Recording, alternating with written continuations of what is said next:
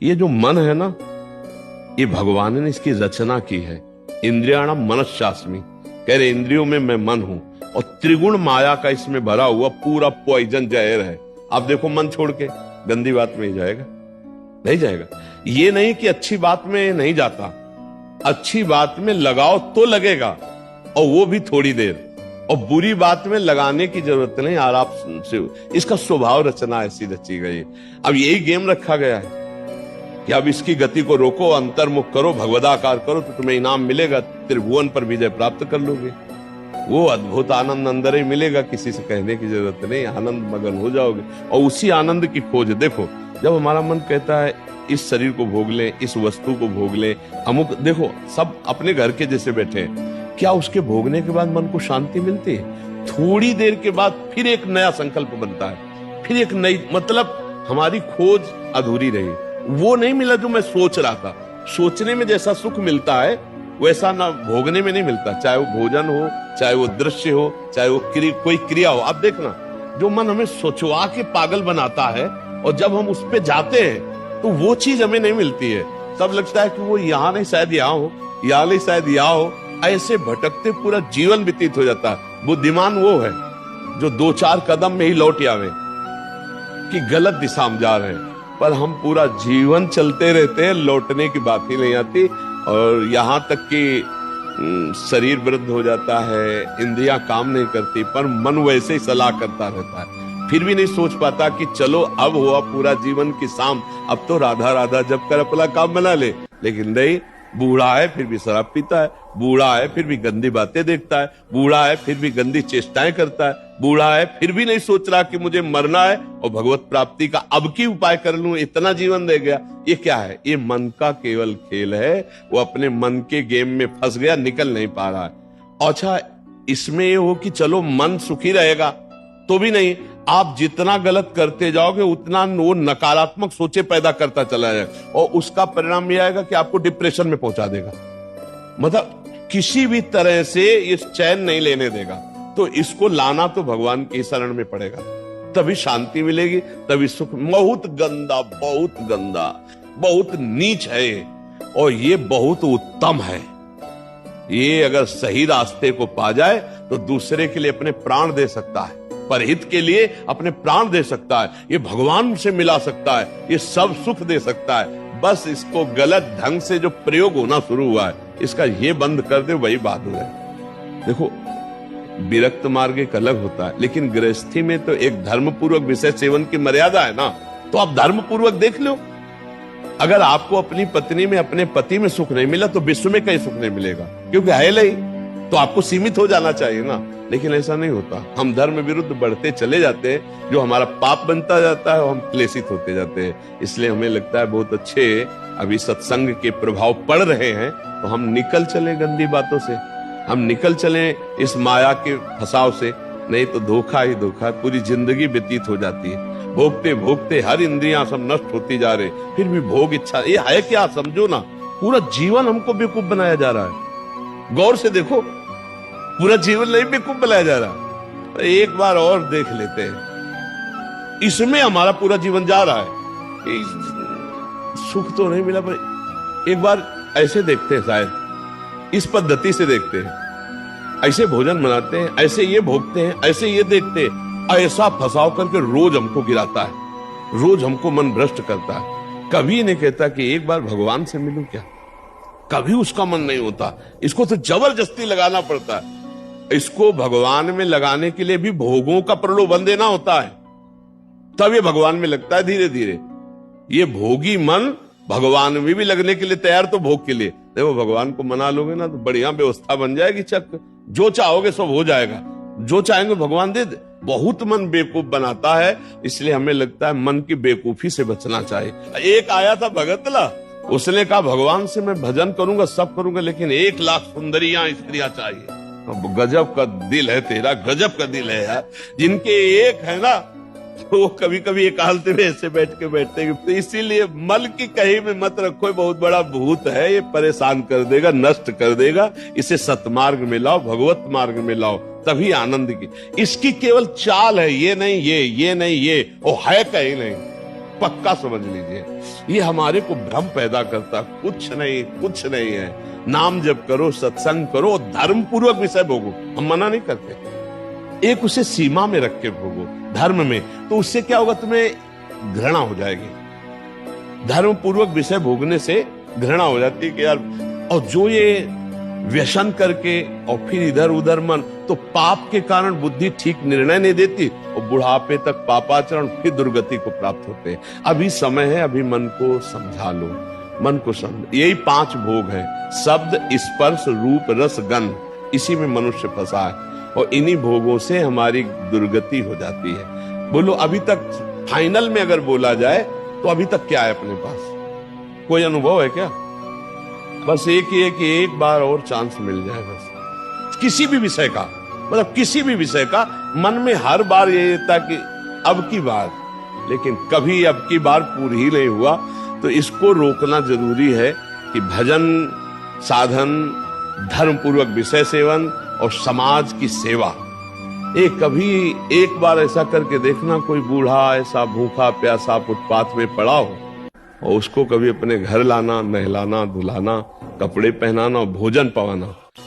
फिर वो जब तुम्हारी तरफ देखेगा तो तुम्हें जो सुख होगा वो जिंदगी में किसी भी भोग में नहीं मिला होगा। आप लिख लेना हमारी बात। कभी कोई बीमारी से तड़प रहा हो, किसी के सेवा का वहां कोई अवसर नहीं है और आप सेवा का अवसर देकर उसे आप स्वस्थ करो, आप अस्पताल ले जाओ, फिर जो आपको सुख मिलेगा हम आपको कैसे बताएं। वो भगवान का आशीर्वाद होता है। जब कोई बूढ़ा, कोई बीमार, कोई असहाय, और जब आप उसकी सहायता करते हो तो उसके हृदय से जो आशीर्वाद, वो सुख जो मिलता है। जैसे हम आपको एक दिन करके देखना, तुम अपना भोजन बढ़िया जो है, कोई ऐसे भूखे को खवा देना जो भूखा बैठा हो और ऐसे जल्दी जल्दी, और आप देखो उसको पाते हुए, और उस दिन आप वो भोजन ना पाओ, उसे पवा दो, तो आपको जो सुख मिलेगा वो 56 प्रकार के भोग पाने में भी कभी सुख नहीं मिला होगा। वो सुख परहित करने से, दूसरे को सुख पहुंचाने से जो हृदय शीतल होता है वो कभी किसी से नहीं होता। इसलिए मानव जीवन के लिए मन को थोड़ा विरुद्ध जो चलने वाला है उसके विरुद्ध आप बनो, उसे सतमार्ग में लगाओ। अब देखो आजकल ऐसी बुद्धि बिगड़ गई कि अपने पूज्य माता पिता को ही बच्चे दुख दे रहे हैं। डंडा थप्पड़ मारना, क्या यार, आज के जवान ने माता पिता के साथ ऐसा व्यवहार करते हैं। अगर थोड़ा भी अध्यात्म से जुड़े होते तो मुझे लगता है शायद ऐसा नहीं करते, नहीं ना। धर्म से जुड़े होते, अध्यात्म से जुड़े होते, ऐसे माता पिता तो भगवान होते हैं। उनकी आंखें नहीं, उनको नहलाओ धुलाओ, किसी मंदिर जाने की और जरूरत नहीं, उनको भोग लगाओ, उनको पवाओ, उनका जो आशीर्वाद है लोक परलोक तुम्हारा सब बना देगा। लेकिन जब अध्यात्म से नहीं जुड़े तो लगता है कौन इनको, ये क्या है? ये है मन का वो पापी मन। देखो कैसे पाप कराता है, कैसे निगेटिव चलाता है कि अब ऐसे पुत्रों की क्या दुर्गति होगी।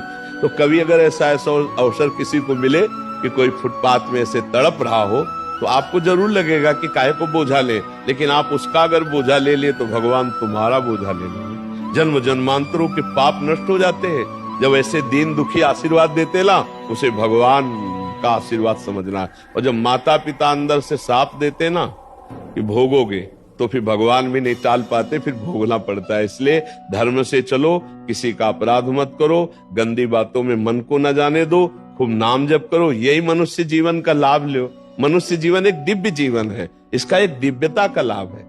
यार देखो, अगर हम ना चाहे तो पूरी बाजार से निकल जाए कोई सामान दुकान की, आके हमारी लिपट थोड़ी जाती है। हम जहां खड़े होंगे, जहां खरीदेंगे, वही जो वस्तु हमें मिलेगी। तो अगर हम निश्चय कर लिया कि मुझे मांस नहीं खाना, मुझे शराब नहीं पीना, मुझे पराई माता बहनों की तरफ गंदी दृष्टि नहीं करनी, तो मुझे कौन गिरा देगा? आप सोचो, हमारे निश्चय में कमजोरी, तभी हम डरते हैं कि कहीं गिर न जाए। ऐसे कैसे? हाँ, कुछ कमियां ऐसी होती हैं जिससे अहंकार का नाश किया जाता है। जैसे आवाज आता है ना कि हम जितेंद्री, हम ऐसे, और भगवान को अहंकार पसंद नहीं तो छोड़ देते। देखो जितेंद्रियता करके, तब जब रोता है कि प्रभु मैं तो नीच किसी काबिल नहीं, तब भगवान फिर उठा लेते हैं। नाम जब करो तब मजबूत ब्रेक लग जाएगी। कोई कैसे गिरा सकता है? कैसे गिरा सकता है? नहीं गिरा सकता। बात मान ली, बस हो गया, हो गया। बात मानने से होता है। देखो, हमारी बात ना मानो, कंठी बंधवा लो, तिलक लगा लो, सब कर लो, कल्याण नहीं होगा। हमारी बात मान लो, कल्याण हो जाएगा। बात मानने का चेला होता है ये कोई सांसारिक थोड़ी कि भैया जैसे सांसारिक संबंध होते हैं ऐसे गुरु शिष्य का संबंध आज्ञा पालन से होता है। गलत नहीं करूंगा, जैसा कहोगे वैसा चलूंगा। अब आपने कह दिया, अब ये नाम जप करूंगा, बस हो गई बात। बात ये है कि हमको अब महत्व कर लेना है। अरे बोले ऐसे कह दिया था सिया राम राम राम जपो, तो गुरु मंत्र तो मिला नहीं। तो कभी गुरु मंत्र मिल भी जाएगा तो लाभ नहीं मिल पाएगा, क्योंकि आपको संत वचन गुरु के वचन पर विश्वास ही नहीं हुआ। गुरु के वचन प्रतीति न जेहि, फिर स्वप्न में भी लाभ नहीं मिल। मान लिया हो गया हमारा सब कुछ, अब हम राम राम जप करेंगे, अच्छे आचरण से चलेंगे तो यही नाम आपको बल दे देगा। जो आप कहते हो ना कि ऐसा बल कैसे आए, इसी नाम से आता है बल। माया पर जीतने का जो बल है वो भगवान की कृपा से, उनके नाम बल से आता है। देखो नाम में इतनी सामर्थ्य, भगवान को अधीन कर लिया। सुमीर पवन सुत पावन नामो अपने बस कर राखे, फिर और क्या, काम क्रोध को जीत लो तो कौन बड़ी बात। भगवान अजित जीत गए। भगवान कह रहे प्रति उपकार करो का तोरा, सन्मुख हो न सकत मन मोरा, तुम संतात उरिन मैं नाही। नाम जप करते हुए समाज सेवा, भगवत सेवा, माता पिता की सेवा, बस इससे बढ़िया वो साधना क्या है। अब बढ़िया गंगा जी से कपड़ा धो के लाए और फिर नाली में डुबो दिए तो फिर गड़बड़ हो जाएगा। नहीं, मानव दे थोड़ा विवेक है। धर्म से विषय सेवन करो, पापाचरण करोगे तो फिर वहीं पहुंच जाओगे, नरक है। कर्मों की बड़ी गति है, इसलिए नाम जप कर लो और ये जीवन सार्थक। अच्छा, नाम जपने में सबसे बढ़िया बात ये कि इसमें बैठने की बात नहीं करे कि आप पद्मासन लगा के बैठो, क्योंकि दिन भर काम करो, राम राम राम राम, आनंदर से राम राम चल रहा, फावड़ा चला, राधा राधा राधा राधा, हर काम होता रहेगा। जब युद्ध हो सकता है मामून स्मर युद्ध से, तो युद्ध से खतरनाक कोई काम तो है नहीं। दूसरे की गर्दन काट ली, अपनी गर्दन बचानी युद्ध में, और भगवान अर्जुन को कह रहे मेरा स्मरण करते हुए युद्ध कर, तो इसका मतलब भगवत नाम जप करते हुए सब काम हो सकता है। ठीक है, तुम नाम जप करो और अच्छे बनो, इसी जन्म में भगवान को प्राप्त किया जाए, भगवान की स्मृति में डूबा जाए। अगर आपने भगवत प्राप्ति का कार्य इस जन्म में पूरा नहीं किया तो पहला दंड आपको मिलेगा बिना किसी कर्म के, इस बात का कि आपने भगवत प्राप्ति क्यों नहीं की, आपको चांस दिया गया। जैसे बहुत सरलता से हम समझाते हैं कि जैसे हम आपको विदेश भेजें सरकारी, भारत के संविधान के अनुसार, आप भारतीय काम कीजिए, जाकर भारत के लिए आप ये काम कीजिए, और आप वहां जाकर जाने के लिए तैयार हो कि हमें वहां गाड़ी मिलना चाहिए, बंगला मिलना चाहिए, हमारी सारी व्यवस्था होनी चाहिए, तो सब व्यवस्था भारत सरकार ने कर दी। आप 20 वर्ष वहां रहे, आपको वापस बुलाया गया, आप जिस काम के लिए भारतीय संविधान के काम के लिए गए थे वो काम बिल्कुल नहीं किया। वो बच्चा पैदा किए, पढ़ाया लिखाया और ब्याह और सब काम किए। अब आप बोलो भारत सरकार आपको दंड देगी कि नहीं देगी? तो देगी ना, क्योंकि आप प्रधान कार्य के लिए ही सुविधा आपको सारी दी गई थी। तो मानव देह केवल संस्कृति मांझ बरियाई के पायो, जो मानुष देह वृथा कत डारत। संस्कृति के चक्र को रोककर भगवान ने कबहू करी करुणा नर देहि, देत ईश बिनु हेतु सनेहि। बिना किसी कर्म के अहेतु की कृपा करके आपको मानव दे दी कि जाओ नर्तन कर फल विषय न भाई, भजी राम सब काम बिहाई। साधन धाम मोक्ष कर द्वारा, पाई न जे परलोक संभारा। सो परत दुख पावई, सिर धुनि धुनि पछताए। काले कर्मय ईश्वर मिथ्या दोष लगाए। तो भाई का हमारा भाग्य नहीं था, हमारा भाग्य से भजन नहीं होता, भजन से भाग्य बनाएंगे हम। भजन से हम पूर्व कर्मों को मिटाएंगे, भजन से हम भगवत प्राप्ति करेंगे। जो न तरय भव सागर, असमाज नर पाए। स्वति निंदक मंदमति, आत्महनन गति जाए। वो आत्महत्यारे की गति को प्राप्त होता है केवल इस बात के लिए कि तुम्हें मनुष्य शरीर मिला, सारी सुविधाएं दी गई, लेकिन तुमने अपना काम नहीं बनाया। 83,99,999 योनियों में कोई एक भी ऐसी योनि नहीं जिससे हम भगवत प्राप्ति कर सकते। केवल ये मानव देह थी, और उसको तुमने विषय सेवन में, प्रपंच में नष्ट किया। तुम विशेष दंड के पात्र हो। कृपा हुई और तुमने उस कृपा को ठुकराया। अब भोगो अन्य योनियों में। अब पता नहीं फिर किस कल्प में भगवान की कृपा होगी और मुझे मनुष्य शरीर में। इसलिए मुझे इस जन्म में भगवत प्राप्ति करनी ही करनी है, इस पे हमें छूट नहीं रखनी। अब भगवत प्राप्ति किसे कहते हैं समझना तो पड़ेगा ना, कि भगवत प्राप्ति किसे कहते हैं। मोक्ष को तो समझे, तो मोक्ष ऐसे थोड़ी होता, उसके लिए साधना बहुत कठिन साधना है। स्थूल सूक्ष्म कारण तीनों शरीरों का राग त्याग करके स्मृति उसकी, इसकी स्मृति का भी त्याग हो जाए, तब वो अपने स्वरूप में स्थित होता है। बड़ा कठिन। ज्ञान के पंथ कृपान के धारा, और परत खगेश लगे निवारा। अब इसको सहज भाव में ले लो। जिसकी अखंड स्मृति भगवान की होती है वही मुक्त पुरुष है और वही भगवत प्राप्त पुरुष है। हर समय तो